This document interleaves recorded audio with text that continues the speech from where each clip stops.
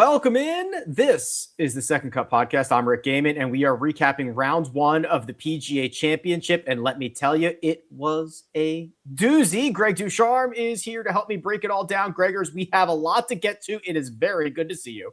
Yeah, I didn't know we were doing the PGA Championship. I thought we were doing the Sabres Canadians first period. Oh, how they doing? how they looking? Well, I actually haven't seen any of it, okay. But it's 3-2 Sabres at the end of the first. 3-2 after the first? Yeah, apparently it's been a doozy there too. Jeez Louise. The over's hit already probably. The PGA Championship is a doozy. And I got to say, I did not expect this. I didn't expect this kind of scoring. It is very difficult. There's a lot more teeth to this golf course than I expected to see. And that has made for a wonderful tournament so far. It's incredible what we have right now. Well, let's start right there then. Aronimink is playing a 2 1/4 stroke. So it's playing to a 72.27, which is 2.27 strokes over par. The back nine, as we kind of thought, has played more difficult than the front. So you're seeing with split tees, kind of guys in ebbs and flows and trying to go across this golf tournament or golf course. But Greg, let's talk about the conditions out there and what is making it so difficult that these guys were struggling so much today. Well, it was windy. It was windy all day, and it was a kind of a difficult kind of wind. It seemed to be blustery and strong enough. You know, at times it was reaching 20 miles an hour. That's a very significant wind. So you have like 220-yard shots that are playing.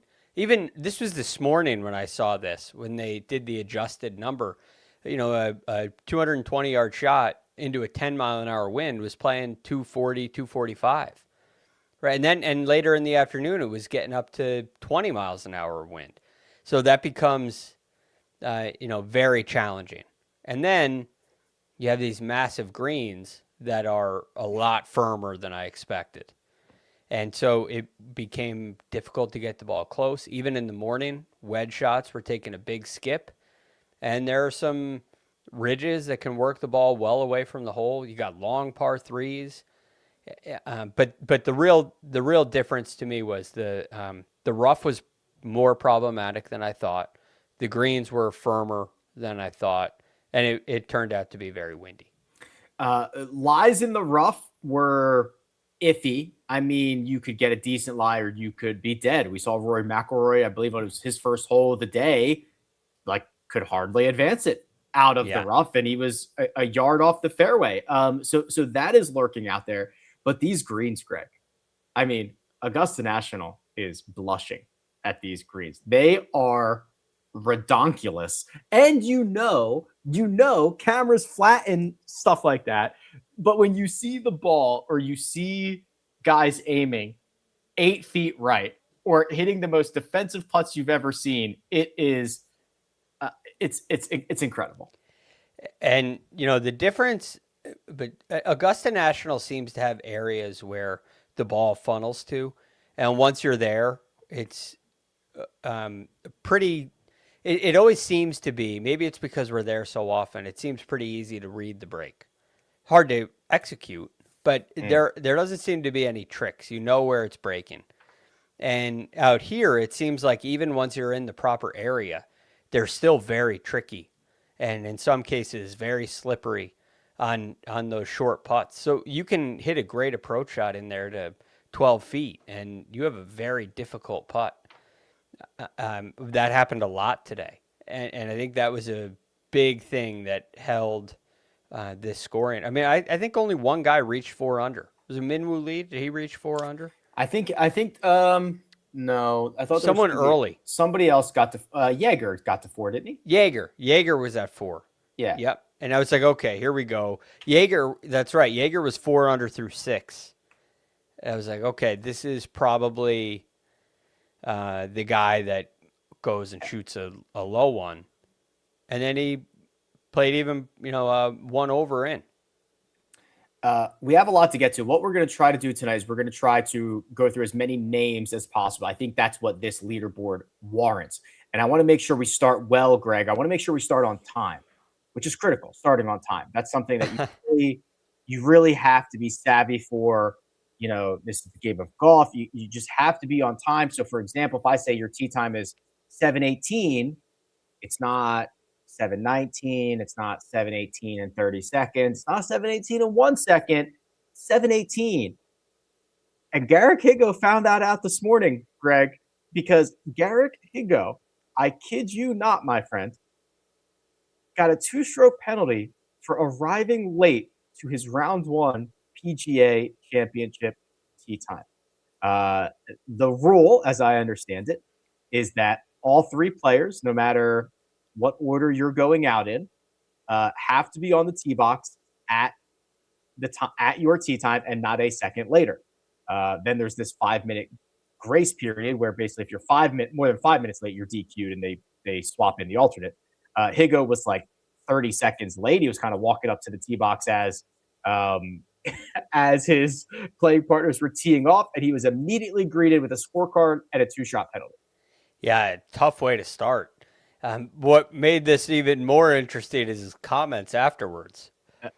And it was fascinating to me because he seemed to understand, agree, and admit to it, yet he didn't like it.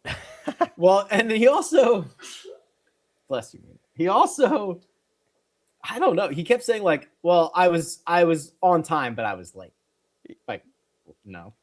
No, that's not how it works. It's a fascinating thing, and I understand it's a close call, and it does seem silly to have a 2-stroke penalty when you're 30 seconds late. But there's a rule in place for a reason. And where do you draw the line? Like, grace periods don't work. He's lucky he's even able to play. The 5-minute grace period is, I guess, for like emergency situations. Like, hey, a guy was on the putting green and broke his driver and had to run to his locker to get the backup, and then he ended up being 2 minutes late. Are we really going to DQ him for being 2 minutes late? But at the same time, where you have to have boundaries. And if you don't enforce them, it becomes a problem. So he was clearly late and deserving of a 2-stroke penalty. So when I was watching this morning, to me, there's only one explanation for being late to your tee time that I would say that is forgivable. And of course, Greg, that is getting the time zone wrong. No, well, that happened to Rory. That's pretty good. No, it's a bathroom emergency is what it is. That is, if he would have came out after the round and be like, yo, I like nature called and I had to answer, I'd be like, I got it. Like, completely get it. He is a guy who likes to wait as long as possible. He wants to be on the range, which is crazy to me. He wants to be on the range like as late as possible. He likes to cut it close, and he got burned. Yeah. And I get that. I mean, I understand his point too. I don't want to be there 10 minutes early. But, you know, he made the comment, it's not my job to be there 10 minutes early. It's like, yeah, I don't care if you're there 10 minutes early. It's your job to be there on time. It's a tee time. It's very important. It's not a tee suggestion. And almost no one ever, this never happens. It never happens. It's round 1 of a it's not like okay, the other thing is, I didn't even mention the fact that he's 1 under. He played great. So that's what also makes this more interesting. If he was 13 over, I don't think I would care that much. But it is, he could be in the lead right now. Yes. He goes out and shoots 69 with a 2-stroke penalty. You know, I was looking at his stats and I was like, where is he going to rank in strokes gained total? And it's tied 15th. I'm like, okay, where does he lose the shot? The 2 did shots. You find it? I'm pretty sure it's got to be off the tee. It's got to be his first tee shot on. Yeah, because he lost 1.8 strokes off the tee on number 1. Yeah. And he hit the fairway, hit it 315 down the middle. Yeah, they tested there for sure. Right, so you lose it off the tee. So, I just think that's interesting. And we're probably the only ones who would ever care about that. But that happened. I did look up. Remember when Cam Young called a penalty on himself? Whatever that was. Yes. I was like, where did they assess that? And it was, I can't remember. Approach? I don't remember. I remember finding the answer, but I don't remember what the answer was. Yeah, it's got to be approach. So, what a start to the day, and what a round he played. He needed to handle it differently, though, in the media. There's no reason to whine or argue it or try to make an excuse for it. You can explain, but look, I like to cut it close. I always do this, and I got caught at a bad time. Agreed. All right. Garrick Higgo is 1 under par. Let's work our way up. Here we go. Let's get started, Gregors. Bryson DeChambeau, one of the biggest of boys, could not find a lot of fairways, could not find a lot of great shots. He struggled in most facets of the game, Greg. He tried driver off the tee. He tried 3-wood off the tee. Neither of those went particularly well. He kind of made a mess around the green in some situations. And the birdie that he made on his final hole of the day was the only birdie that he made on the day. A 6-over round of 76. Bryson is currently in a tie for 135th. Yeah, it's tricky, and clearly a very tricky golf course for him. It seemed like the rough was a problem for him, which is interesting. There were some times when, on 13, he hit iron off the tee and laid way back, and it ends up in the rough. And I'm like, why? He's taking his advantage out of play. And so you almost don't even get to see if the winged foot strategy can work. But it does seem like, I'm just starting to wonder, looking at winged foot, which was in September, was that rough was long, but it wasn't thick like this because of the time of year. Would that have been different in June? When the U.S. Open goes back to winged foot in 2028, is it going to be a different penalty for missing fairways? And will the bomb and gouge style, if you will, work? Very curious about that. But ultimately, the approach play, he hit some of the worst iron shots I've ever seen him hit. It's not even like not understanding the distance control. It's like slicing long irons into grandstands, which is obviously a problem. He got his distances wrong out of the rough constantly, and he seemed to show no touch or feel around the greens, which he was 1 of 7 in scrambling. Yeah. 1 of 7 for one of the best players in the world, for a U.S. Open champion. So this was a very disappointing day for him. Rory McIlroy also went out early and immediately bogeyed his first hole of the day, but a bounce back birdie on 11, his second hole of the day. And then, Gregors, he made 10 straight pars, which is like, okay, he's holding this thing together. But his final 6, bogey, birdie, bogey, bogey, bogey, bogey. That is 4 consecutive bogeys to end his round, 5 of his last 6 holes. He tapped in at around 2:05 to finish his round, did a little bit of media, called his round, and I quote, shit, and then spent he might still be out there, like 4 hours on the driving range. Yeah, it was clear last week that this golf swing wasn't in great order. While he had some moments when he got hot, he really lost it on Saturday. And you see, a lot of his tee shots, I will say, ended up a foot in the rough. And it seemed like he just got terrible lies when it happened. That happened to Bryson somewhat too. But he wasn't dialed in. It wasn't typical Rory. But, this is also just a testament to the setup of this golf course. You look at number 6, he misses the fairway. I just want to take you through these last 4 bogeys. 6, he misses the fairway right, but he's only 83 yards away. He lands his pitch shot short of the green, and it goes over. And now it's in the intermediate, and he can't get up and down. Misses a 6-footer, right? Just kind of tricky. 7, he misses the fairway to the right, not by much, but it's in. You can't miss the fairway right on 7. There's hay there. It is. If this tournament was in July, that would be waving golden fescue. It's nasty. So he's got a layup, partial layup, unable to get it up and down. Tough, tough spot to miss the fairway by 5 yards.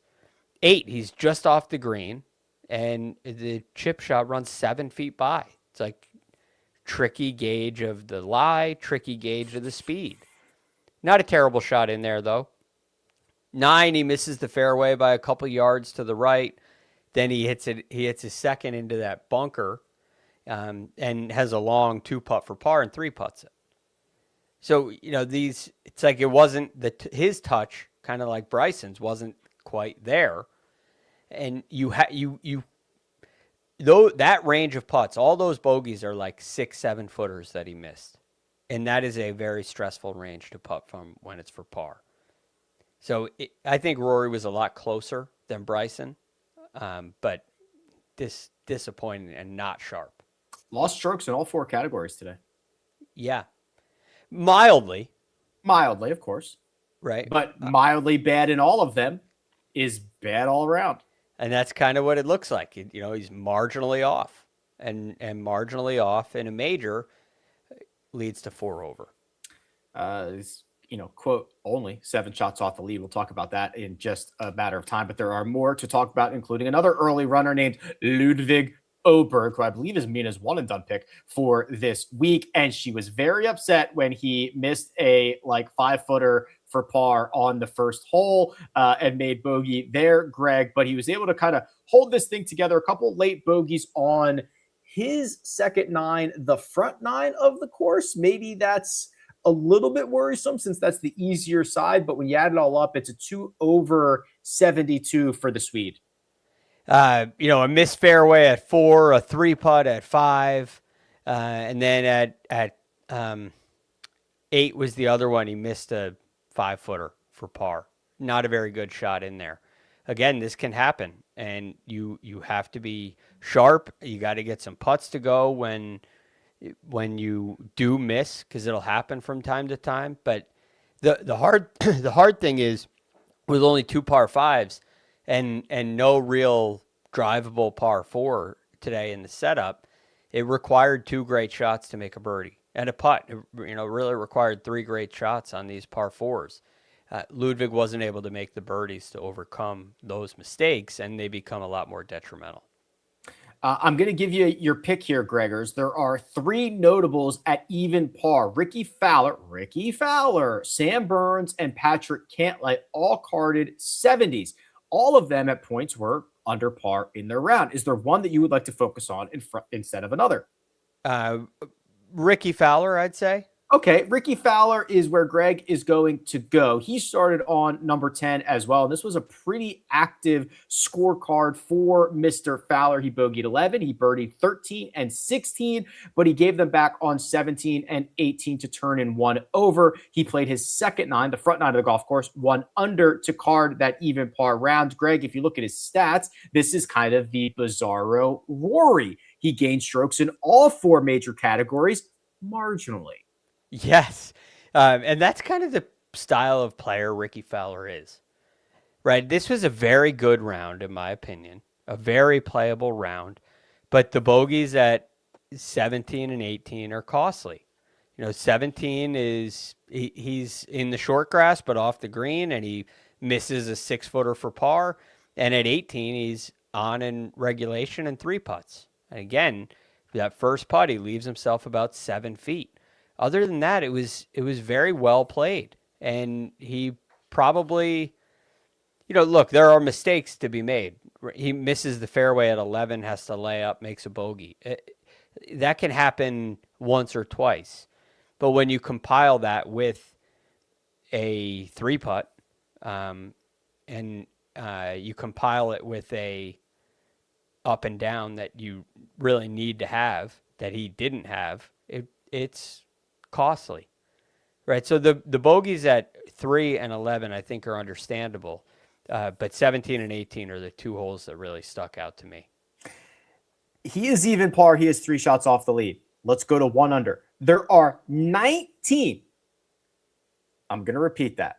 There are 19 players at 1 under par, 2 shots off the lead. Okay, let me get you a couple of notables here. Justin Thomas just finished up his round a few moments ago, and this was beautiful out of the gate. Gregor's birdies on 2, 4, and 8. He turned in 32, and that second 9, the back 9, it's going to come and get you. He bogeyed 14 and 16. He was white-knuckling this thing to get it across the finish line. He was. I mean, on 14, I mean, he made like a 40-footer for bogey. Yeah. Right? So he hit a horrible shot into 14. Yeah, he hit like the grandstand. I think he had to take a relief over there. Yeah, he hit it miles left. And he's lucky to walk away to get out of there with bogey. And on 16, he missed the fairway left. Although, you know, it shouldn't be a big deal missing a fairway on a par 5, but he missed it far enough left where he had a long cover. He had to hit a great shot to get it to the fairway. And that's kind of the interesting part of this golf course with no trees. You miss way left, and now because of the angle, you don't really have an easy avenue back to the fairway. And so he wasn't able to carry the fairway. Then he missed the green on his missed the green from the rough. He was way back on his third shot, and that became very challenging. But I did think Justin Thomas fought very hard. If he said you could be 2 back of the lead going into Friday, you'd sign for it. I don't know if he said 1 under, will you take 1 under right now, you'd sign for it. But if he said 2 off the lead, you'd definitely sign for it. He's not alone there. There are some mega superstars at 1 under, including Jon Rahm, who was a little grumpy, Greg. He was a little grumpmeister. He bogeyed his first hole of the day, and he bogeyed number 1, which was his 10th hole of the day. So he was 2 over, and he was grumping around. And then he got to the second hole, drove it in the fairway, had 98 yards, and hooped it. Yes, an eagle for Jon Rahm gets the Philly crowd all fired up. He would give one back at 7, but he would finish with birdies on both 8 and 9 to complete his 69. Yeah, very good stuff. Obviously, the eagle at 2 and the birdie at 3, where he chipped in, birdie at 8, on the par 3 8th. That chip in, those are bonuses, and they go a long way. That being said, I do feel like this is probably the right score for Jon Rahm. He gave himself a lot of looks on the back 9, his first 9, and converted none of them. He couldn't get anything to go. And then all of a sudden you get one to go from the fairway and you chip in. I mean, the longest putt he made all day was 6 feet. and he's 2 off the lead. So that's pretty scary. I did think Jon Rahm played very well. He played much better golf than he did in the opening round of the Masters. I'll say that. Colin Morikawa has 2 major championships. Jon Rahm also has 2 major championships. Justin Thomas actually has 2 major championships too. So we'll just rattle off those 3 guys in a row. Colin Morikawa, almost a 2 pencil day because he made 5 birdies and 4 bogeys over this opening round 69. Greg, he was flushing it. He gained another 2 strokes on approach, as he seems to do quite a bit. In fact, I looked this up a couple of weeks ago. I think he has more rounds of 2+ approach than like anybody since he turned professional. I think is what I looked up, which makes sense. Wouldn't surprise me. Yeah. The only guy I'd wonder about would be Scotty Scheffler. Yeah, it's probably close. I'd have to double check that. But Colin Morikawa hit 14 greens. He only hit 8 fairways, but he cobbled together a 69. And now we get to sit here and play the game of like, how's he feeling? How's he looking? What's going to happen over the next 3 days? I think he's looking a little better physically. And apparently, according to him, take it with a grain of salt, he's been feeling fine. According to him, yeah, sure. He's been feeling fine, but his caddy's picking up his water bottle for him. I'm just a little scared to do that. Can you pick that up for me? But I'm feeling fine. Yeah, fine. 100%. It's just trusting. I don't trust it. He looks a lot better. This is just what he does. And this is a great setup for him. It's probably fairly close to Harding Park in distance. You know, this is what we haven't had a huge air quotes shorter PGA Championship. Most of the time they're reaching 7,600 yards. This one's at 74. I think Harding Park was a little over 72, but out there in California it plays a little longer. So, you know, his average approach shot was 165 today. That plays right into his hands. And I think Colin Morikawa should be able to handle this. You'd like for him to clean up the short game a little bit. He was 1 of 4 in scrambling. I'd like to see him clean that up. He would obviously like to make some more putts, but he was flagging it, 5th in proximity to the hole. There weren't very many guys hitting it as close as he did, as often as he did. It's like every time he's in the fairway, he's giving himself a great look for birdie. He looked great. Yeah, I agree. He did. Now, if you think we're done at the 1-unders, we are not even close, because there is a man who is quite possibly on the verge of completing the career Grand Slam, and he got the people going this morning, because through, 15 holes, Jordan Alexander Spieth was 3 under par. I will remind you, 3 under par is the leading score as of this moment. And Greg, at that point, it was weird. I would have described this as in control. He had hit basically every single fairway. He had not encountered much trouble at all, but Jordan likes to give himself a little extra adversity. So he bogeyed 7 and he bogeyed 8 before carding that 69. He played beautifully. And this, like Colin Morikawa, this is the best setup for a PGA Championship that I've seen for him. Harding Park, no, I don't remember how I assessed Jordan's chances going into Harding Park. I feel like he just wasn't playing very well. So he's in good form. He's been swinging well. He hasn't put it all together yet, but everything is kind of right there in front of him, and this is a golf course that he can win on. And here we go. He's at 3 under, in control, and then 3 putts 7, and hits a terrible shot on 8 and makes bogey.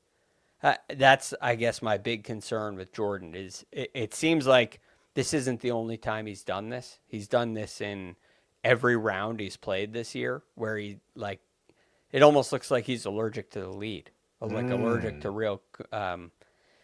real contention. As soon as he gets there, it's like he doesn't believe it yet, which is crazy, because the guy hit 12 of 14 fairways and 15 of 18 greens. He was outstanding today. Just get it in the clubhouse, Jordan. Yeah. I mean, I will say 7, where he 3-putted, is a difficult 2-putt, but he missed a putt just inside of 5 feet. So, you know, you did the hard work. Pay it off. Unfortunately, wasn't able to. If you think you're done with the 1-unders, you are wrong. If you think we're done with major champions at 1 under, you are wrong. I've got a 5-time major winner lurking with a 69. His name is Brooks Koepka. And Greg, he did exactly what he has done this PGA Tour season. He was nutted in my goodness categories. A stroke off the tee, 3.5 on approach, and then he lost 2 strokes with the putter. This could have been a round from Myrtle. This could have been a round from, where else did he play? Torrey. This could have been basically a round from anywhere else this season, because it's been a constant bugaboo. Probably the best he's played all year, even tee to green. I mean, he leads the PGA Tour in strokes gained approach coming in, and I think there's only one guy in the field I would say played better than Brooks Koepka today, tee to green. Wait, are you? We haven't gotten to him yet? We haven't gotten to him yet. Okay, don't and you may not get to him. Oh. So it's not who you think. Wow. I don't know if you're going to get there. All right, I'm going to have Mina remind me that I'm going to have to circle back on that. Yeah. Okay. But this was a absolute stripe show. every shot he hit was coming right down on the flag. It was the right distance. He had 11 approach shots inside of 20 feet, all day. And no one was doing that. It was so hard to get the ball close. He's flagging everything. It didn't matter if it was 220. It didn't matter if it was playing 240. It was right at the flag. And it reminded me back in like 2000, the time right before Brooks won his first major, 2017. I guess it would have been 2016. What was Brooks's first major? The 17 U.S. Open. Yeah, Aaron Hills. Yeah. So in 16, I worked at Medalist, and he was a member there. And I'd watch all the guys. Bunch of PGA Tour players are members there. And I remember I got this great view of Brooks on a couple of occasions, right down the line. And have you ever seen someone, Rick, with two alignment sticks, one on their toes, one on like the ball line? One on their toes, one on the ball. Yes. Right. So it's like a train track. Little train track. Yep. His ball was straight down the ball line on every shot he hit. It was, and I'd watch him play on TV and he's hitting these big fades. I'd watch him on the range and it's just, they're dead straight. It was incredible. And he stood out to me among all these PGA Tour players. It's like, okay, he starts it on his line and it stays there. That's what he did all day today, right at the flag with these irons. And he just couldn't get one to go. It's so interesting you have that anecdote about Brooks, because I think Brooks is the shot that left me most in awe I've ever seen came from Brooks. And it was at Oak Hill. It was I don't remember what hole, but it was a par 3. I can't remember who he was playing with but I'm sure it was a featured group because it was Brooks at Oak Hill and it was probably on Thursday or Friday. And he hit an iron shot that I've never seen a ball go into the sky as fast and as high as it did.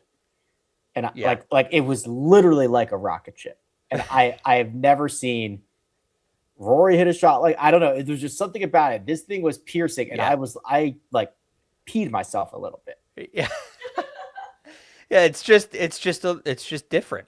There's something different about it, and there aren't many guys like that.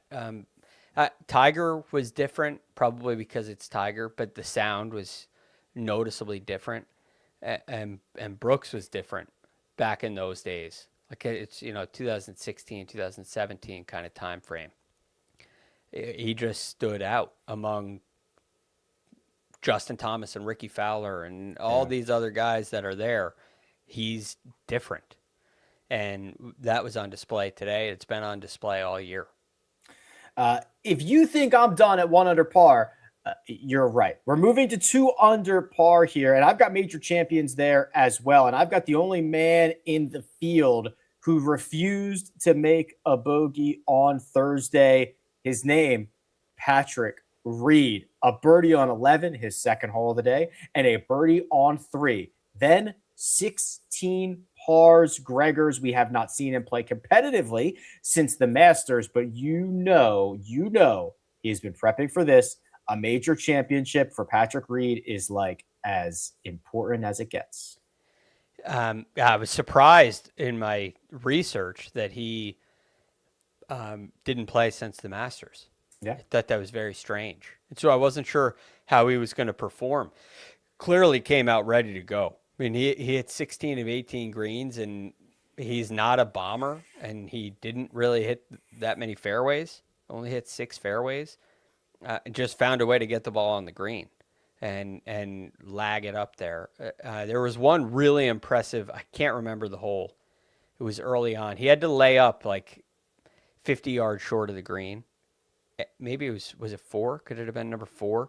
It was 4. Early in his round or early in the course? I feel like it was early in the day. It was 4. He 4. drove it into the bunker. Yes, it was 4. He laid up 53 yards short and hit this nipper that took one hop and stopped right next to the hole, literally 3 inches away. It was one of the shots of the day. that I saw. Just incredible. Yeah, that's what I think of with Patrick Reed. But we didn't have to see a whole lot of that because he was able to hit so many greens. And this is like, there's the opportunity here for this to become a different kind of short game. If you're able to put the ball on the greens a lot, it's almost like an Open at St. Andrews where the short game is lag putting. And he's clearly very much in control of that. Xander Schauffele, 2 under par, 68. He's in a tie for 8th with all these other guys at 2 under. And Greg, this, I tongue in cheek say this annoys me because I had just given up on Xander after, 2 straight years of backing this guy. And he goes out and he birdies 3 of his first 4 on the harder side and he turns in 2 under. And I'm, ready to flip the desk over here. But, good for him. Good for him. All his great success, yada, yada. 2 under 68 for Xander on a day where he hit 10 out of 14 fairways, 13 out of 18 greens, and gained strokes in all 4 categories. Very impressive out of Xander. If there's a critique, he had a couple long irons that were not very good, a couple of wild long iron shots that really affected his numbers today. But when he was in the fairway with the shorter club in his hand, he was dialed in and he was laying them down right on the flag. I thought the putting looked better. Scrambling didn't look great, but he got himself in some difficult spots. And that's where the bogeys came from. I think he had a 3-putt as well. But all in all, this looked like, here we go again. Xander Schauffele in a major is going to step up. And he's been doing that his whole career. And he did it again here. 1 round of 2 under for Xander is not surprising. I'm very curious to see how he performs going forward. I would think that he's going to be there, but we've seen him have some inconsistencies round over round this year. And what Xander's going to show up tomorrow. If it's this Xander, he's going to be hard to shake this week. Well, he is in a tie for 8th. That happens to be 1 shot off the lead because if you can do math, there are 7 golfers, 7 tied for the lead. 7. There are 7 golfers tied for the lead. Greg, there are 7 golfers tied for the lead. They all shot 3 under 67s. I'm not going to ask you to go through each one of these guys, but let me list off this gaggle of players here. We've got Aldrich Potgieter. We've got Steven Jaeger. We've got Minwoo Lee. We've got Ryo Hisatsune. We've got Martin Keimer. Those 5 are all international players. Then you've got 2 Americans who late in the day added themselves to this list. Alex Smalley shot a 67, and the number 1 player in the world, the pre-tournament favorite, the man, the myth, the legend, Scotty Scheffler, also shot a 3 under 67. Where the hell do you want to start? Oh, man. Well, I'll say this. Potgieter and Jaeger, to me, played the least repeatable rounds. Is it because they gained like 5 and 4.5 strokes putting? Yes, they made 40-footers all over the place. It was incredible. Even like Potgieter's really interesting to me because I see him up there on top, and it's like, okay, driving really important. Maybe this is the Bryson model, and you look at it and it wasn't at all. He drove it in the rough. He didn't really. I think there was one hole that I would say he made a birdie because of a great drive. Just one. And he wasn't even like avoiding bogeys because of great drives. There just wasn't a whole lot of advantage there for him. All of the advantage came on the greens. He hooped some crazy putts. It's almost like he hit one great shot and shot 3 under because the putter was so hot. So I find that interesting. Jaeger had a similar kind of round, and it's going to be fascinating how that holds up. You want to hear something interesting about Jaeger?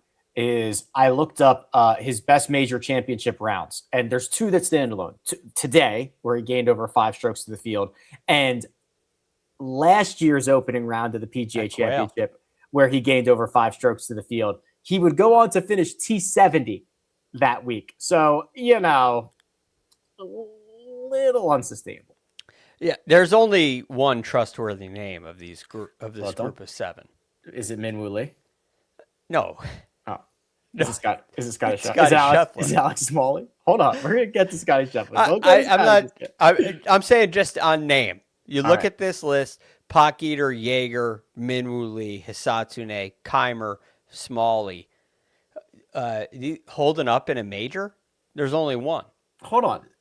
First off, Martin Keimer's won a major, so take that right back. There's won 2. That's.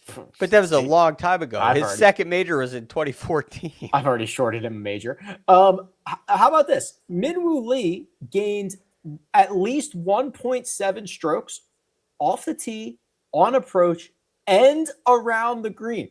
He led the field tee to green. Of course. He's Minwoo Lee. He's the chef.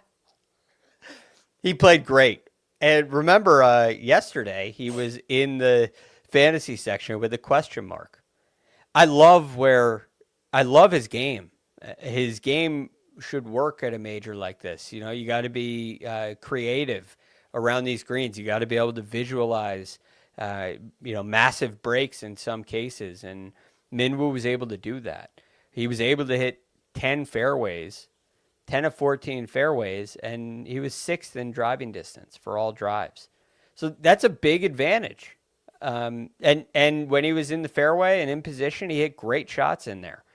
And he putts well. So I loved everything. Like, Minwoo actually didn't make a lot of putts today and is up there tied for the lead. So it's a trustworthy profile, whether you're looking at his form entering this tournament, his form over the last year and a half or so, and what he did today, it looks really good.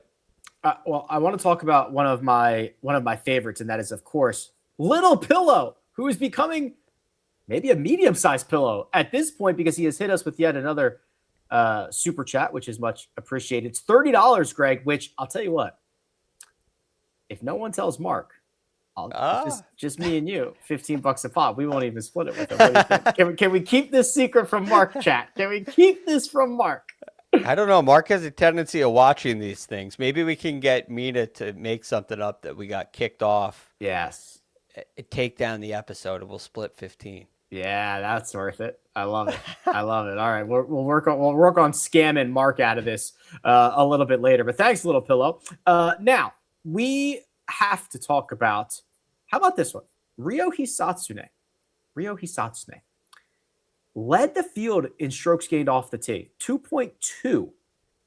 That must be because he hit, did he hit every single fairway? 13 of 14. Okay, 13 of 14. That would make a lot of sense because he was about middle of the pack in terms of driving distance. Greg, also tacked on another 1.5 on approach and another 1.5 with the putter. That's always the thing for him. You don't know if you're going to get a +3 week or a -4 week. You don't know what you're going to get on the putting surface, but Ryo is an accomplished tee to green player, and he's shown that a lot this year. Yes, and he's shown it on some big golf courses as well. I think at Torrey Pines, right? A place where there's big penalties lurking everywhere just from one poor tee shot. I like that he didn't 3-putt it all today. This is a good setup for him because you don't really have to, when you hit the ball the way he does, you don't have to go make a ton of putts to gain strokes on the field, right? You can hit good putts. If they go in, that's great. Make the ones you should, and you're going to gain strokes on the field putting. So that's a good setup for him. And I loved what he did. He was fantastic, tee to green. When you can put the ball in the fairway that often, you can play a little bit of offense. Not that you go at every flag, but you're not scrambling to avoid bogeys. You're not going to go on one of those runs where you make 4 bogeys in your last 4 holes like Rory did. And that's going to keep you around. So that it'll be a big deal for him to keep hitting the ball in the fairway. I don't think he has the scrambling game because of that putter where he can have a round where he hits 7 or 8 fairways and gets away with it. I don't think that's possible for him. So he's going to have to keep striping it off the tee, which, to your point, he's done. Alex Smalley, one of the last men on the golf course, is continuing his assault on every golf course in the world, as far as I can tell, because he shot at 3 under 67. And Greg, it was a little bit more reliant on the putter today than we saw in previous rounds. But I believe you and I spoke probably at length about him on Wednesday on the preview show, because he has been putting together these really great profiles. He got off to a slow start last week and battled over the final 54. Not a slow start today. No, it's a really impressive start, and he took advantage of the holes you need to, like 2, 4, and 5. That early portion, at least today, I get the feeling that this golf course is going to become very hole location dependent. But those holes today, 2, 4, 5, were gettable, and he got them. 1 was also gettable, but he does pretty well in that early stretch. Tacks on a couple birdies at 12 and 13, which aren't overly long, and gets the par 5. So it's like every time he had a scoring club in his hand, he took advantage and scored. And that allowed him to make 3 bogeys and still be sitting on top of the leaderboard. All right, it's time. I've put it off for 46 minutes and 7 seconds. But I'm here to inform you and everyone listening that Scottie Scheffler is at it again. A 3 under round of 67, which started early with a bogey on number 4, but he gets it back and then some with birdies on 6 and 7. He birdies 10 and 11, so a pair of 2 birdie stretches. A bogey on 14, a birdie on 16, and Scottie Scheffler puts together, for the first time in his major championship career, he's in the lead or tied for the lead after the first round. Did I hear that correctly? You did. I heard the same thing. Okay. I haven't gone through and verified that. It's because it's too insane because it's too insane to think it's true. Yeah, but I also can't think of one where he was leading. After the second round he has. Was he? I don't know. What? Was he tied for the lead in the 2023? All right, I was looking at 2023 PGA. 2023 PGA Championship. I'll find out. Was he tied for the lead after the first round? The answer is no. Bryson shot a 66. He shot a 67. He was 1 shot back. Oh, okay. So that's where I saw him up there and won. He was ahead of Koepka, who obviously won. Yeah, Koepka. So yeah, Koepka was 5 shots worse than Scottie in the opening round. Yeah, he was 6 back. Incredible. We'll get there more on that later, but this was a wonderful sign for for Scottie, that he was able to put the ball in the fairway so often. A lot of times he was on the edges of the fairway, and I'm very curious to how the rest of this week is going to go. I mean, it was a great driving performance, and his swing looks great, but the difference between some of Rory's tee shots and Scottie's is 6 feet, and it makes a huge difference in your ability to score. So Scottie hit a lot of good iron shots as well. He made a mistake at 14 that was uncharacteristic. He was on the left side of the fairway with a left hole location and missed left. That was not good. Long and left. He probably should have played that toward the middle of the green. But he was tactful, he was smart, and he putted great. If he wasn't a 4-time major winner and the number 1 player in the world, this profile we may be a little worried about it, because he too did a lot of work with the putter. He did, and he also missed a 3-foot 11-inch putt on number 14. Yeah, he 3-putted there.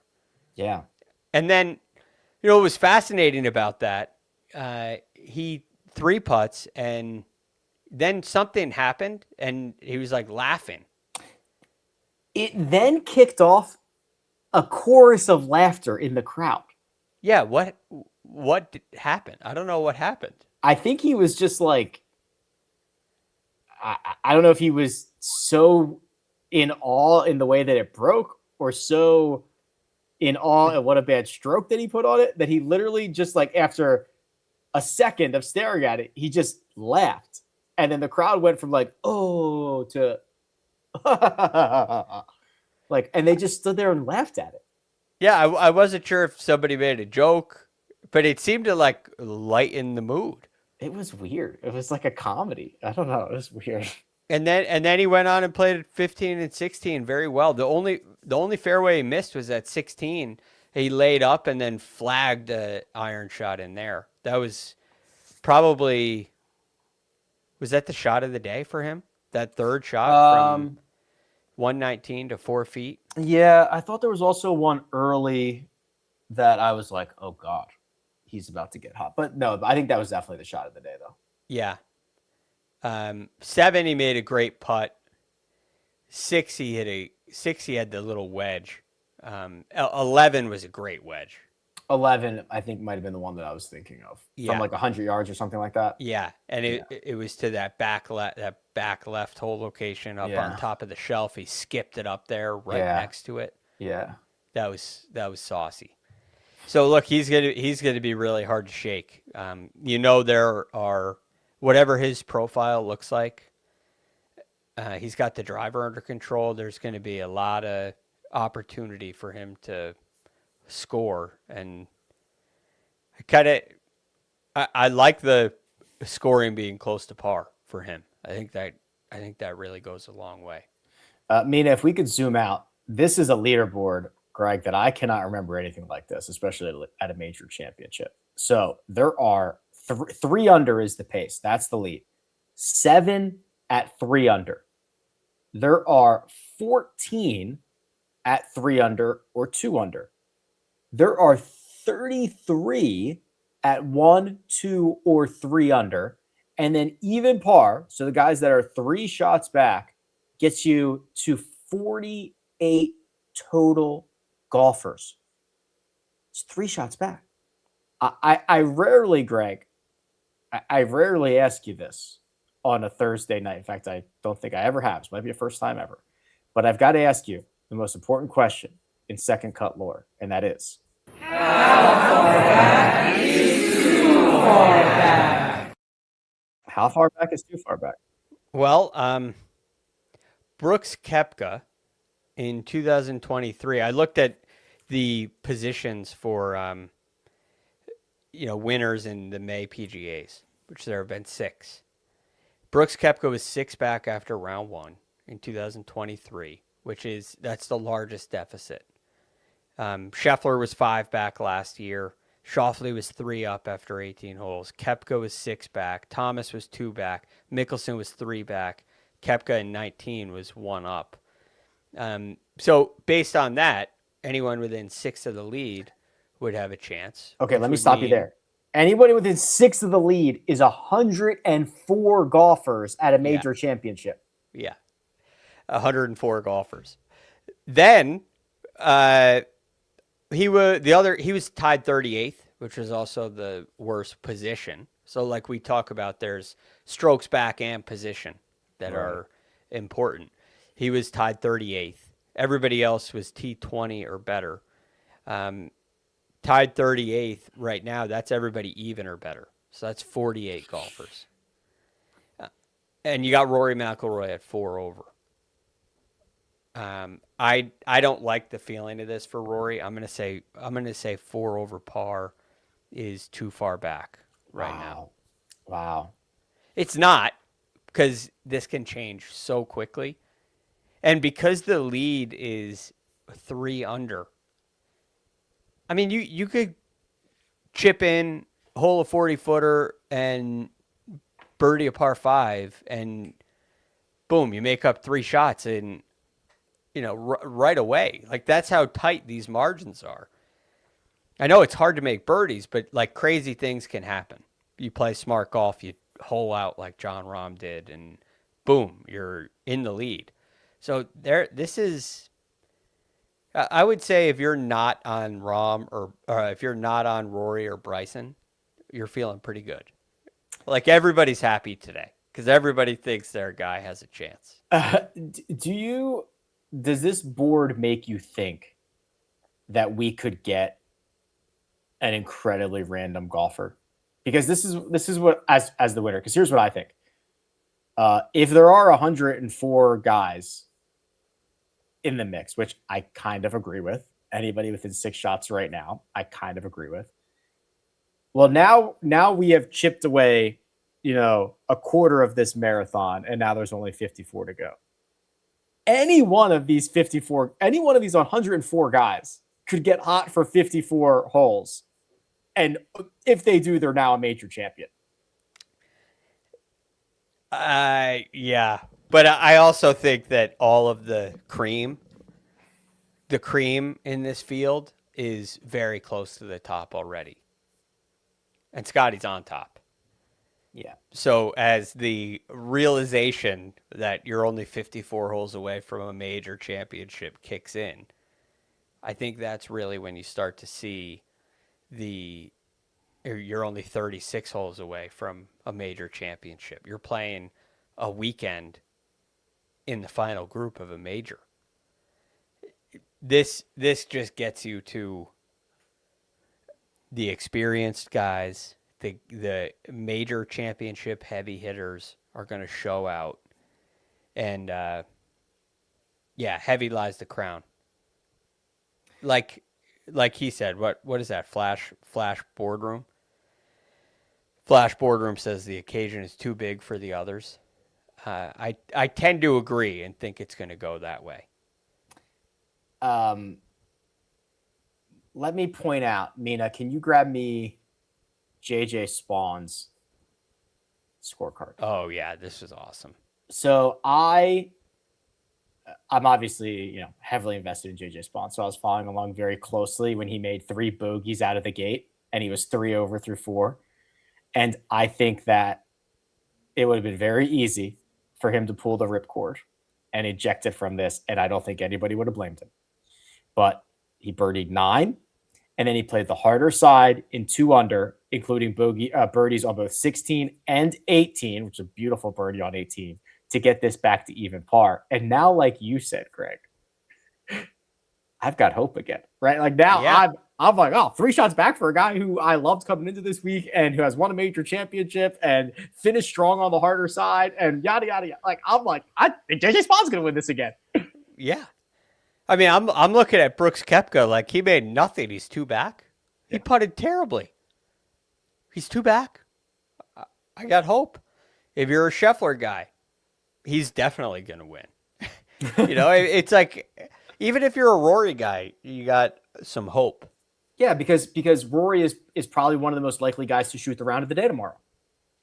And it's Rory. He's only 7 back. It could very easily be a situation where, look, he's 7 back and the golf course has teeth. That's the key. There's this very, I think, interesting combination here, which is, it's obviously very difficult, way more difficult than I thought, but it gives you scoring clubs. You get hot with those short irons, you get the putter going a little bit. You can go on a run here. It's obviously very difficult to go low for a whole day, but you could go on a run. Somebody could do this. I think it was a little windy today for our 8 under 62. But when you look at the makeup of these holes, it seems like guys made birdies and bogeys on all the holes today. Maybe there are a couple, like 18 will be tough at times. 15 will be tough at times. The par 3s will be tough. But there's a lot of holes where you can make birdies. And I think that really opens it up. So you got scoring clubs and a golf course that is hard enough to keep the lead from running away. And now you make 3 birdies in a row, and you've made up a lot of ground. A lot of ground. I'm excited for tomorrow. Is there anything else, or what will you be looking for tomorrow? And then, who was the guy who played the best? Corey Connors. The chat knew you were going to say Corey Connors.